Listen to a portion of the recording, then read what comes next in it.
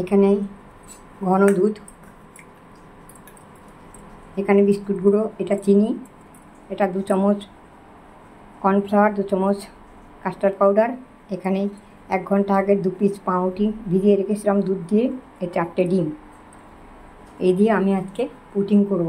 আর এখানে একটু চিনি আর জল দিয়ে ক্যারামেল করতে দিয়েছি। আর তো এই পুডিংটা আজকে করব অনেক দিন বাদ। এখানে ভ্যানিলা আছে, তো অনেক দিন বাদ আমার ভাই এটার কথা বলছিল, পুডিং দিদি কী করে পুডিং করে, খুব ভালো করে। অনেক দিন বাদে ওদের সঙ্গে আমার হারিয়ে গেছিলো, মানে হারিয়ে যায়নি, মানে খোঁজ ছিল না কোথায়, আমরা সব এদিক ওদিক হয়ে গেছিলাম, ফোন নম্বর গণ্ডগোল হয়ে গেছিলো। তাই কাল আসছে, তাই আমি আজকে কোনো মতে এরকম একটুভাবে পুডিং বানিয়ে রাখি, ফ্রিজে ঢুকিয়ে দেবো।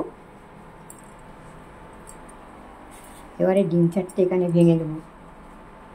ডিম 4টে ভেঙে নিয়েছি, এর মধ্যে আমি চিনিটা দিয়ে দেবো।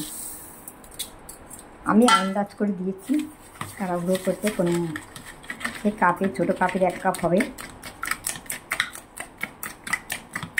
তবে ভালো করে ফেটিয়ে নিচ্ছি আমি। এটা হয়ে গেছে, এটা ঠান্ডা হোক। এর মধ্যে চিনি, ডিম ঢেলে দিয়েছি, কর্নফ্লাওয়ার আর কাস্টার্ড পাউডার দিয়ে দিয়েছি,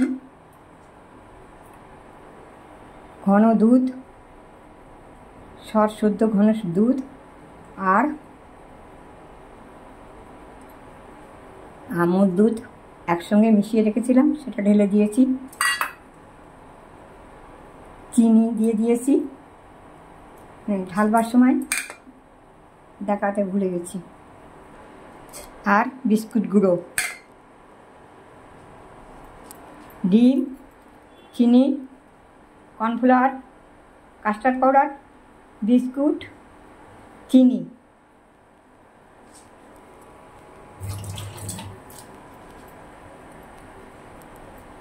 এবারে ভ্যানিলা,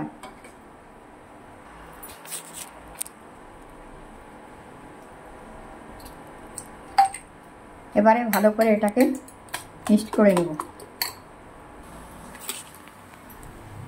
সামান্য একটু নুন দিলাম। এটা হয়ে গেছে মেশানো।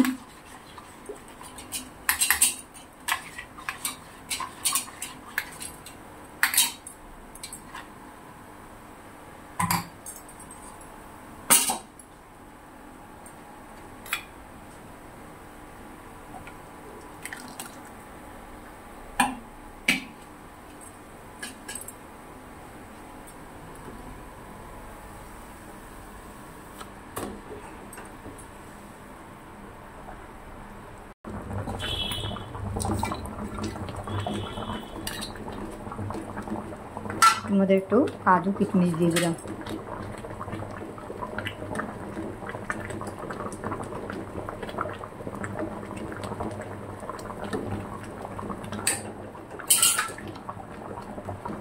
এবার আমি ঢাকা দিয়ে দেবো একটু।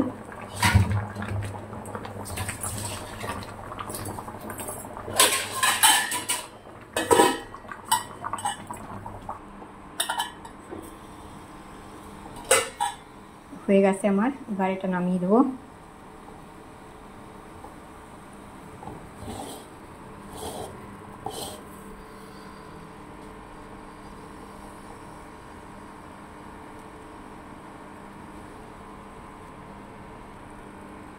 এবার এটা নামিয়ে ফ্রিজে ঠান্ডা করতে দেবো।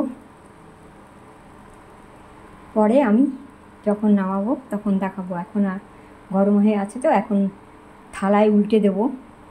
উল্টে দিলে পেছনটা দেখা যাবে। তারপর হয়ে গেছে, এটা ভীষণ গরম,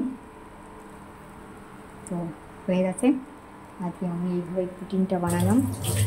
আমার ভাই আসছে, তো পুডিং খেতে ভীষণ ভালোবাসে। আগে অনেক বছর খায় না, আমি অনেক বছর তো দেখা সাক্ষাৎ হয় না।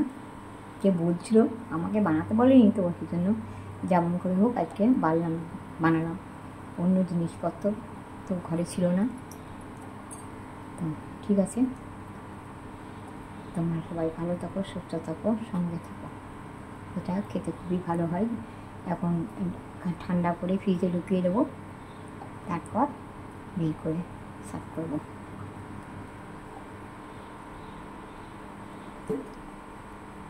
টাটা, আবার দেখা হবে কেমন।